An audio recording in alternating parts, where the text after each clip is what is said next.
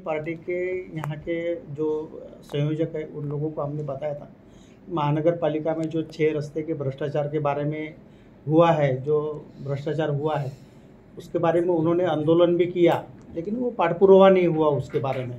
तो यदि वो कोर्ट में जनहित याचिका दाखिल होती थी या कुछ होता था तो उसका इशू लेकर आप महानगर पालिका का चुनाव में सामने जा सकते थे, लेकिन वैसा नहीं हुआ। खाली आंदोलन किया और वहाँ पर बस नहीं। मेरा मानना ये है कि कोर्ट में तो जाएंगे ही, वो तो है सिस्टम, लेकिन हमें जनता के बीच में जाना ज़्यादा जरूरी है। हम जनता के बीच में इनके जो करप्शन है, जो इनके घोटाले हैं, उनको जनता के बीच में लेके जाएंगे और जनता से कहेंगे कि आप क्या चाहते हैं, करप्शन वाली पार्टी, घोटाले वाली पार्टी या ईमानदार काम करने वाली पार्टी, आप किसको चुनते हैं। तो हम जनता के बीच में जाएंगे, हम घर घर जाएंगे, हम लोगों के घर घर जाएंगे, उनको बताएंगे इन्होंने क्या किया, पिछले 5 साल में क्या करप्शन किया, आएंगे 5 साल में तो और क्या क्या करेंगे, चाहे वो सफाई का करप्शन हो जाए, कुछ भी, हर चीज में बता रहे हैं, हर चीज में करप्शन हुआ यहाँ पे। तो हम जनता के बीच में लेके जाएंगे चीजों को। आम आदमी पार्टी नहीं होनी चाहिए इंडिया में भी, जैसे कि अपन ट्रांसपोर्ट बहुत अच्छा करना पड़ेगा। हाँ। हमारा पब्लिक ट्रांसपोर्ट अच्छा नहीं है। हाँ, वही को अपना व्हीकल यूज करना पड़ता है, अपनी गाड़ियाँ, अपनी बाइक, सब चीज। ये भी है, पोल्यूशन का भी बहुत बड़ा प्रॉब्लम है। तो सिर्फ पोल्यूशन भी कवर होता है आपका, पेट्रोल डीजल की कंजम्पशन भी कम होती है। तो पब्लिक ट्रांसपोर्ट बहुत अच्छा होना चाहिए। जैसे डेवलप्ड कंट्रीज जितनी भी उनमें पब्लिक ट्रांसपोर्ट बहुत अच्छे होते हैं। जैसे कि ओजोन का लेयर भी अभी कम होते जा रहा है सर, उसके ऊपर भी आपका क्या ख्याल है?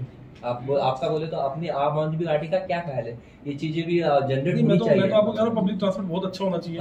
हर जगह कनेक्टिविटी बहुत अच्छी होनी चाहिए। आपकी दिल्ली में सीएनजी हमने 100% ऑटोज, बसेस के ऊपर जाना चाहिए सर। ऑटोज, बसेस, टैक्सीज, सब कुछ सीएनजी पे 100% सीएनजी पे। तो हम हर चीज को आगे लेके चलते हैं, चाहे वो सीएनजी हो तो सीएनजी हमने 100% कंपल्सरी सीएनजी कर दिया। अब हमने ऑटोज हमने लॉन्च किया वहाँ पे ईवी के, वहाँ पे ईवी, अब हम ईवी पे कन्वर्ट हो रहे हैं। तो कोशिश करनी चाहिए जितना भी हम सीएनजी पे, ईवी पे कन्वर्ट हो पाए, जितना पब्लिक ट्रांसपोर्ट बेटर हो पाए, उतना हमारे देश के लिए अच्छा है, पूरे देश के लिए अच्छा है। तो 100 के नीचे आने के बारे में कुछ ये किया है क्या आपने? देखिए, आजकल हालात ऐसे हैं और सारे मतलब ये जो गवर्नमेंट है, सेंट्रल गवर्नमेंट, स्टेट गवर्नमेंट या म्यूनिसिपल कॉर्पोरेशन, इनके रोज रोज इतने कारनामे सामने आए कि आज आपको थोड़ी देर पहले महंगाई का मुद्दा अच्छा लगता था, अभी पेट्रोल का लगने लगा, थोड़ी देर के बाद पानी का लगेगा, थोड़ी देर के बाद एजुकेशन का लगेगा। लेकिन हाँ, जहाँ भी जरूरी है लोगों को सारी चीजें उचित दाम में मिले, इस पर आम आदमी का हमेशा ध्यान रहेगा और उसी तरह से प्रयास किया जाएगा, चाहे वो पेट्रोल डीजल हो या और कोई चीज। दिल्ली में पेट्रोल कैसा है? मुझे रेट पता नहीं है, रेट का महाराष्ट्र से 8-10 रुपए सस्ता है। 8-10 रुपए सस्ता है महाराष्ट्र से 10 रुपए। वैट कम है दिल्ली में, यहाँ से वैट कम है। जैसे कि पहले सेंट्रल जीएसटी और स्टेट जीएसटी था, तो जीएसटी में लेटर लिखा है कि आप पेट्रोल पे डीजल को भी जीएसटी अंदर ले आइए। हम तो लिख रहे हैं, हम तो बोल रहे हैं कि आप जीएसटी अंदर ले आइए, पूरे देश में एक रेट हो जाएगा। क्यों आप लोग स्टेट गवर्नमेंट पे ठोकते रहते हैं कि आपने कम नहीं किया, आपने ज्यादा नहीं किया? आप सबको एक रेट कर दीजिए, आप जीएसटी पर भी के अंदर ले आइए, जीएसटी के अंदर ले आइए और पेट्रोल डीजल का रेट एक हो जाएगा पूरे देश के अंदर। There is one more question from me also, if you go at America, like developed countries, पिछले कुछ समय में आम आदमी पार्टी को, अरविंद केजरीवाल को ये देश एक उम्मीद की तरह देख रहा है। आज मैं अभी आ रहा था तो मुझे बताया गया कि यहाँ पे इतने घोटाले हुए हैं। ओला, अगर म्यूनिसिपल की बात करते हैं, इतने पिछले कुछ समय में इतने घोटाले हुए हैं। मैं तो आपसे, मैं प्रेस की टीम से, पुलिस से पूछना चाहता हूँ, आप उनसे पूछिए कि क्या वो लोग जाके अरविंद केजरीवाल जब 2020 के चुनाव में जब उतरे थे तो उन्होंने कहा था मैंने पिछले 5 साल में जब काम किया हो मुझे उन पर वोट देना, मैंने काम ना किया तो वोट मत देना। क्या भाजपा जो बीजेपी की जो टीम है जो यहाँ पे जीती हुई थी, जो 5 साल उन्होंने राज किया, क्या वो बात कह सकते हैं? उन्होंने घोटाले किए यहाँ पे। मुझे तो ऐसा लगने लग गया है कि पिछले कई जगह, मैं म्यूनिसिपल कई जगह जा रहा हूँ, दिल्ली में भी भाजपा की म्यूनिसिपैलिटी थी, उन्होंने छोटी छोटी कलेक्शन एजेंसीज बना दी हैं, पैसे इकट्ठे करने का अड्डा बना दिया है। ये लोग पैसे इकट्ठा करते हैं, यहाँ से ऊपर पहुँचाते हैं, वो लोग चुनाव लड़ते हैं, फिर इनको ला देते हैं, फिर ये लोग पैसे इकट्ठा करके देते हैं। ऐसा कोई सिस्टम बन गया इनका, ये कलेक्शन एजेंसीज बन गई है, सारी म्यूनिसिपैलिटीज भाजपा की कलेक्शन एजेंसीज बन गई है। तो ये सिस्टम तोड़ना पड़ेगा। एक अच्छी राजनीति, एक काम की राजनीति, एक अच्छे सिस्टम को लाना पड़ेगा। हम आम आदमी पार्टी, मैं पिछले कई दिनों से सारे जिलों में दौरा कर रहा हूँ, मुझे बहुत लोग बता रहे हैं, बहुत लोग चर्चा करते हैं कि बहुत करप्शन फैला हुआ है, बहुत बुरा हाल है, हर जगह बुरा हाल हो चुका है। तो हमें उस करप्शन को ख़त्म करना है। अकोला ज़िले में, पूरे महाराष्ट्र में आम आदमी पार्टी जो भी चुनाव होंगे उनको मजबूती से लड़ेगी, मजबूती से अपना योगदान देगी, और मुझे उम्मीद है कि इस बार लोग एक अच्छी पार्टी, ईमानदार पार्टी पे भरोसा करेंगे। धन्यवाद। क्वेश्चन मिलन इसीलिए हम कार्यकर्ताओं से मिल रहे हैं, जो भी संगठन में जो भी कमियां होंगी उसको दूर किया जाएगा। संगठन बहुत अच्छा है हमारा अकोला का, उस संगठन को मजबूत किया जाएगा और आने वाले चुनाव में हम चुनाव को अच्छे से लड़ेंगे। आने वाला महानगर पालिका चुनाव क्या आप लड़ेंगे? बिल्कुल पूरा लड़ेंगे, तो पूरी सीट कार्यकर्ता की कितनी यहाँ पर लिस्ट है, किस तरह का ये है यहाँ पर? कोई मजबूती आप आम आदमी पार्टी में लगती नहीं है। अभी हम मिल रहे हैं सभी कार्यकर्ताओं से। तो इतने कम वक्त में कैसा कर पाएंगे आप? नहीं, अभी टीम तो बहुत अच्छी है यहाँ पे। मेरे को जो पता चला, मुझे जो बताया गया है, यहाँ पे हमारे पास हर तालुका में हर बूथ के ऊपर हमारे कुछ लोग जरूर हैं। उस संगठन को और मजबूत किया जाएगा आने वाले समय में, और अभी हमारे शायद 2 महीने 3 महीने हैं, उसमें बहुत मजबूती से चुनाव करवाया जाएगा। मॅन पॉवर जो है यहाँ याचं असेसमेंट करतोय। मी संघटन मंत्री विजय भाईंना विनंती करेन, आपण 2 शब्द सांगा। नमस्कार, आज आम्ही अकोल्यामध्ये आलेलो आहोत। आल्या खरं तर कुठल्याही शहरामध्ये काहीतरी चांगलं नजरेस पडावं असं वाटतं, परंतु दुर्दैवानं अकोला आणि घोटाळा याचा काहीतरी फार जवळचा संबंध असावा असं वाटतं। अकोला शहर घोटाळुंका शहर आहे असं म्हटलं तर फारसं वावगं ठरू नये। कुठलीही योजना घ्या, त्याच्यामध्ये घोटाळा झालेला नाही असं दिसून येत नाही। गटार असो, पाणी तर 8-8 दिवसातून एकदा येते म्हणे, आणि जिथं घोटाळा आहे ती जमीन आम आदमी पक्षासाठी उपजाऊ आहे असं म्हटलं तर फारसं वावगं ठरणार नाही, कारण घोटाळ्यांचा कर्दनकाळ अरविंद केजरीवाल आहे, आणि आमच्या अकोल्यामधला प्रत्येक कार्यकर्ता हे घोटाळे बाहेर काढण्यासाठी आणि त्याच्या जागी एक नवीन आणि चांगली, लोकांना आवडेल अशी, लोकांना चांगल्या सुविधा देईल अशी एक सिस्टीम आणण्याच्या तयारीमध्ये आहे। प्रत्येक कार्यकर्ता आता अरविंद केजरीवाल होणार आहे, आणि इथले जे घोटाळे त्या सगळ्या घोटाळेबाजांना तुम्ही कुठलीही योजना घ्या, म्हणजे प्रधानमंत्री आवास योजना घ्या, पाण्याची सोय घ्या, ड्रेनेज घ्या।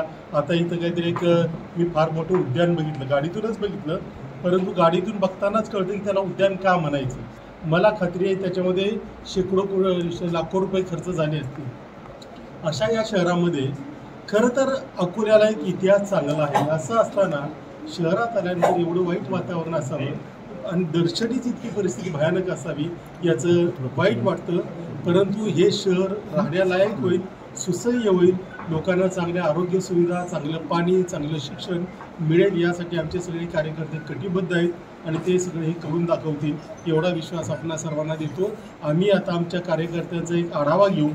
मागेही आम्ही काही महिन्यांपूर्वी इथं आलो होतो, आणि निवडणुका लढण्याच्या दृष्टीनं काय करता येईल, आपण कुठे कमी पडतोय का, कुठली आपली स्ट्रेंथ आहे, काय उणीव आहे, याचा सगळा आढावा घेऊन अकोल्यातल्या सगळ्या जागा लढवल्या जातील, आणि आमचे कार्यकर्ते त्या दृष्टीनं प्रयत्नाला लागलेले आहेत। धन्यवाद। भ्रष्टाचार सोडून सगळ्यात महत्त्वाचा अजेंडा म्हणजे सगळ्यात महत्त्वाचा, तुम्हाला जे मला वाटतं पत्रकारी नागरिकच आहेत, रोजच्या रोज चांगलं आणि स्वच्छ पाणी मोफत देणे हा पहिला अजेंडा असेल। याच्यासाठी फार काही करावं लागत नाही। आम्ही सगळ्या महाराष्ट्रातला आढावा घेतलेला आहे। पाण्याची उपलब्धता असते, परंतु ते योग्य पद्धतीने पोहोचवण्यामध्ये उणीव ठेवली जाते, हा एक मुद्दा झाला। दुसरा आमचा महत्त्वाचा मुद्दा ड्रेनेज, आणि तिसरा महत्त्वाचा म्हणजे शाळा। माझ्या माहितीप्रमाणे, आता माझी माहिती कितपत योग्य आहे मला माहिती नाही, इथं एकेकाळी जवळपास 70 शाळा होत्या, परंतु आता त्या सगळ्या शाळांची वाट लागलेली आहे, आणि त्या वाट लागल्यामुळे चांगले नागरिक घडवण्यामध्ये अडथळे येत आहेत। तर सगळ्या शाळा, अर्थात त्याला थोडासा वेळ लागेल, चांगल्या पद्धतीच्या दिल्लीच्या दर्जाच्या केल्या जातील, आणि लोकांना चांगलं शिक्षण मोफत मिळेल, आणि खाजगी शाळा जर असतील तर तिथलेही विद्यार्थी इकडं येतील अशा पद्धतीची सुविधा दिली जाईल। सर माझा एक प्रश्न आहे। देखिए, जो रोजगार के ऊपर मैं सकता हूँ। हाँ। रोजगार जनरेट कैसे होता है? रोजगार जनरेट होता है आपकी ईमानदारी से। जब आप ईमानदारी से काम करेंगे, समाज के लिए काम करेंगे, यहाँ के प्रोफेशन के लिए काम करेंगे, तो आपके रोजगार जनरेट होंगे। हमने दिल्ली में ऐसा करके दिखाया। दिल्ली में पिछले 5 सालों में हमने 12 लाख रोजगार जनरेट किए, तो दिल्ली में हमने करके दिखाया है। दिल्ली में हमने चाहे वो छोटी छोटी, हमने वहाँ पे एक रोजगार मेला रखा, उसमें लोगों को रजिस्टर कराया, रजिस्टर करा के हमने प्राइवेट कंपनीज को, गवर्नमेंट कंपनीज को, जिनको रोजगार चाहिए उनको आपस में मिला दिया। तो वो बहुत ज़रूरी है। तो हमने ऐसे बहुत सारे काम किए दिल्ली के अंदर जिससे रोजगार बढ़ा।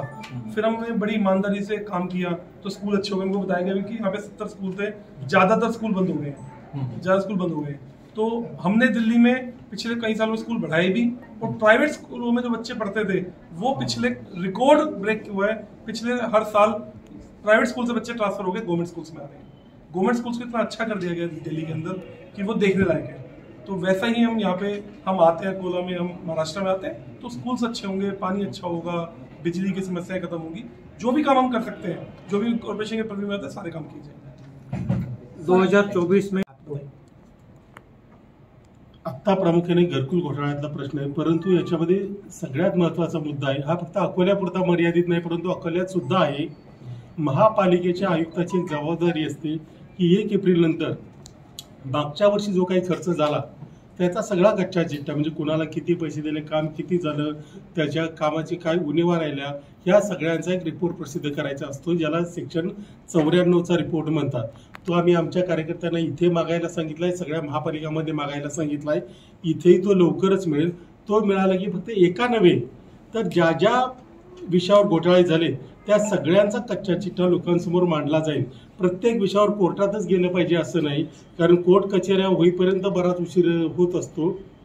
त्यामुळे जनतेच्या न्यायालयात त्याच्यावर दाद मागितली जाईल। आणि 6 विषय खरं तर पत्रकारांनी लावून धरला पाहिजे की सेक्शन 94चा रिपोर्ट महापालिका का प्रसिद्ध करत नाही। साहेब, महानगरपालिकामध्ये ज्यावेळेस असेल तर इच्छा जो तुमचं नेतृत्व आहे त्या नेतृत्वानं हे प्रश्न उचलायला पाहिजे होता की ऍक्च्युली परत करण्याची गरज नाही आहे, तुम्ही यावरती काम करा तुम्ही। करेक्ट। आज आम्ही आलो या संदर्भातली सगळी माहिती करून, त्या संदर्भात जे जे कार्यांना आवश्यक आहे, म्हणजे अगदी FIR करणं, CS कडे तक्रार करणं किंवा आणखी काही करणं, लोकायुक्ताकडे जाणं, या संदर्भात काय आहे त्याच्या संदर्भात निर्णय घेऊन आज किंवा उद्या ते त्या पद्धतीची तक्रार करतील। महानगरपालिका